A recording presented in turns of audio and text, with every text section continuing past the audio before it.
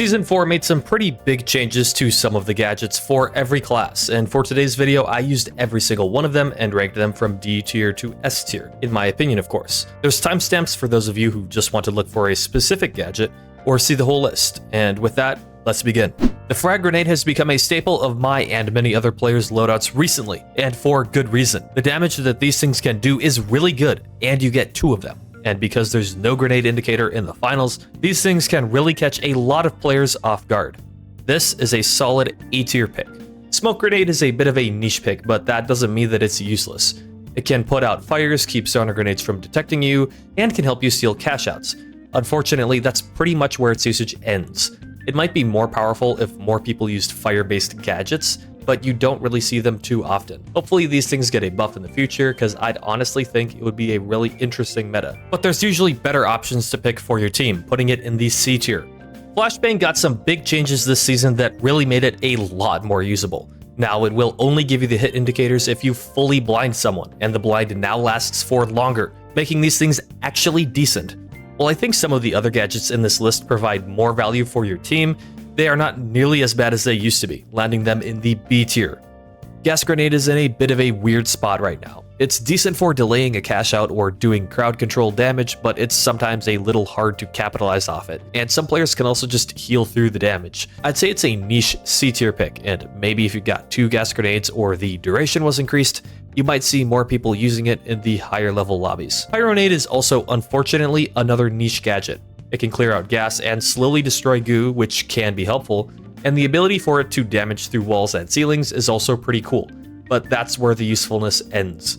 Its damage isn't especially great, and the utility it provides is outdone by the thermal bore. If they increased the damage or gave it an extra charge or 2, I could maybe see this being used a little bit more, but for now it has to go into the C tier. Goo Grenade has honestly become a bit of a meta option, and I'm really excited about that. While it's countered by Charge and Slam and Dematerializer, its stall potential is honestly really good, and I've been seeing a lot of people find great success with it. And its ability to create new climbing pathways, trap enemies in rooms, or create whole new angles is really valuable, landing it in the A tier. Explosive Mine used to be pretty decent, but after the nerfs to it at the beginning of the season, it's really not that great anymore. 2 mines can't even kill a medium, and they require way more preparation and luck than something like the Frag Grenades. And while you can drop them on someone taking a cash out with DMAT, it's a bit of a gimmicky strategy rather than something that is actually viable in most circumstances. And in my experience, this opportunity rarely comes. I'd put them in the C tier. Gas Mine is a pretty decent method to create area denial, and it can be pretty good in some of the lower levels of the game. But it's at the higher levels where it starts to fall off, as most teams at these levels will opt to just kill the defending team instead of trying to steal mid-fight, making the gas mines nowhere near as useful. I'd place them in B tier because they're still decent for most players, but their efficacy will really depend on who you're facing. Even though it was nerfed, the RPG is still one of the best gadgets that a heavy can bring. It can open or close engagements very easily, and it's a great I need this wall broken this second button in emergencies. It goes into the S tier. Since RPG got nerfed, this is probably the best gadget in Heavy's arsenal. The ability to basically give your team free HP to play around in a matter of seconds is really important, and while you have to be more intentional with your use of it now, it's still a fantastic gadget that goes into the S tier. Motion Sensor is a decent gadget, especially for solo queue, but in a team setting there's often better gadgets available for you to use. Getting alerted to where players are is helpful, but it can't really be used offensively like the tracking darts or the Sonar Grenade, which is really where it tends to not do as well.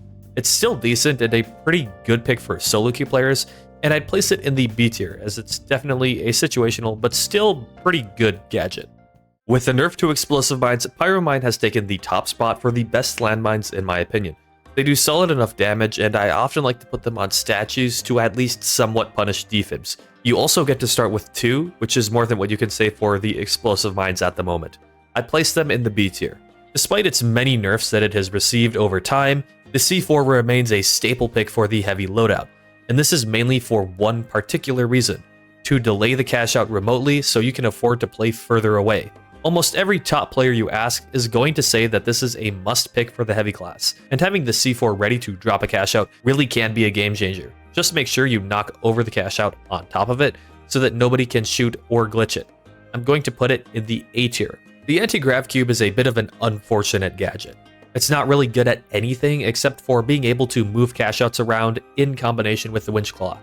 It can also technically stall a cash out, but this can be pretty easily countered by a heavy using mesh shield, or you can just shoot the cube. I'd place it in the C tier. Barricade has fallen off a little bit as of late, but it's still pretty decent. A lot more teams are opting for Goo lately as they cover a lot more distance and can't be dematerialized. The Barricade does tend to be able to be maneuvered around a little bit more easily in combat situations. It's an okay pick that will go into the B tier. Jump pad has remained one of the most popular picks for the medium class for good reason. Being able to give your team free height, an escape route, or just movement in general is not only fun, but also extremely valuable. Not to mention the silly things you can do with it, like bouncing cash outs. Easily an S tier gadget. Another very useful gadget similar to the jump pad, the Zipline has longer range and can help you get to locations quickly, but it is a little easier to shoot people on it, so do be aware of that. It's even better when you combine it with the jump pad to get some insane movement. It can also be considered an S tier option. One of the most powerful things in a game that focuses on abilities and utility is taking away those things, and the glitch trap does just that. It's also a good counter to the triple medium defib chains that have become much more common recently, making it an A tier gadget. Data Reshaper is one of those gadgets that will either be super helpful or borderline useless depending on the team that you're facing. Turning turrets into harmless potted plants will always be funny. Being able to cycle through different arena carryables is also a little bit underrated, but if the enemy teams aren't running anything that can be reshaped, this ends up being mostly a wasted perk slot. I'd place it in the B tier for this season. Okay, let's be honest here for a second. Even someone with 2 hours in the game will probably figure out very quickly that defib is probably the most powerful gadget in the game right now.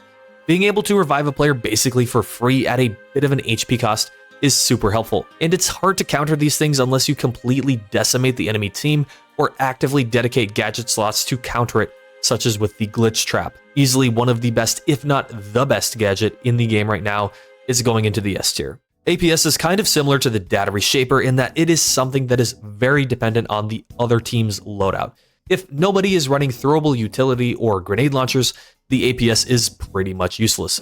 However, that's not going to happen very often because so many things in this game are throwables, and because things like RPG Frag Grenade and Glitch Grenade are so popular, this thing is going to go into the A tier. Gateway is legitimately one of the best pieces of utility in the current state of the game and is something that I almost never take off of the light. You can use it to get cash outs quickly and to just improve your pacing in general, and it's also very good at allowing your team to defend your cash out much further away than you normally would be able to. It is also a really good method to allow your team to push up on opponents without taking any damage, which is super helpful in the current Pike meta. Because Gateway is so good in so many different situations, it's going into the S tier. Glitch Grenades is one of those gadgets that is much more valuable in higher level play and a little underwhelming in the lower level lobbies. Remember how earlier I talked about how good Defib and Dome Shield are? Well, this gadget is the counter to those gadgets. This thing is super powerful with a coordinated team, and I'm going to put it in the A tier. Stun Gun is a gadget that is very good in all skill levels of play, but mainly for different reasons.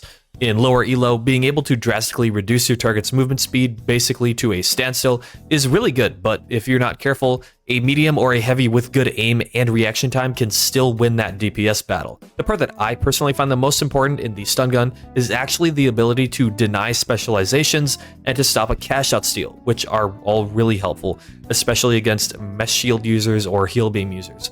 I'd place this gadget at the top of A tier. Thermal Vision is still, in my opinion, one of the worst specializations in the game. And look, I understand using it if you have trouble tracking targets and you use it for accessibility reasons, but besides this, it's ridiculously niche and even comes with some drawbacks. You can't see mines or gas while it's active, which is really a huge oversight in my opinion, and the niche strategy of being able to see through smoke and see other invisible lights is really not that great, especially when there's other gadgets you could be using that help your team far more.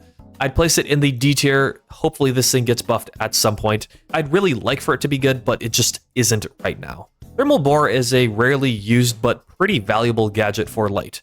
It allows you to make openings in walls, destroy goo, and even get rid of gas, and this is all in one gadget, which is honestly really helpful. I'd place it in the B tier. Vanish Bomb is super helpful for lights on dash or on grapple who use close range weapons and need a quick escape or a way to sneak up on someone. It can really throw people off when the light who was just using cloak earlier now can dash, and being able to cloak your other team members is also really helpful. I'd place it in the A tier. With the buff to breaching charges allowing you to now hold 3 at a time, you'll basically always have something to destroy a wall with when using this gadget. It's great at delaying cash outs like the C4 as well, so if your heavy isn't running that, you can sort of do that job yourself. Combine this with the gateway to allow yourself to play a fair ways away from the cash out. It's going into the A tier. Tracking Dart got some much needed changes this season that I think made it a lot more viable. Having 4 darts instead of 2 can give you pretty good uptime on entire enemy teams, but it can be a little bit more niche than the Sonar Grenade.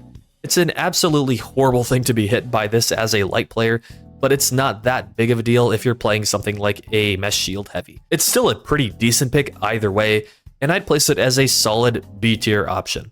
And finally, Sonar Grenade. It has its advantages over the Tracking Dart, mainly because it has the potential to ping a lot more players and you don't have to be able to see them. This alone is often the info that you need, and it makes the gadget pretty good in my opinion, especially when fights start to get super chaotic. I'd place this in B tier in general, but I could see switching off this to use Tracking Dart in the final round or if you just have a different kind of playstyle. And that finishes up this list. Here's everything on it, and if you skip to the end, just feel free to pause the video here and take a look at it for a minute. Consider subscribing to the channel for mostly weekly finals videos, and I'll see you next time.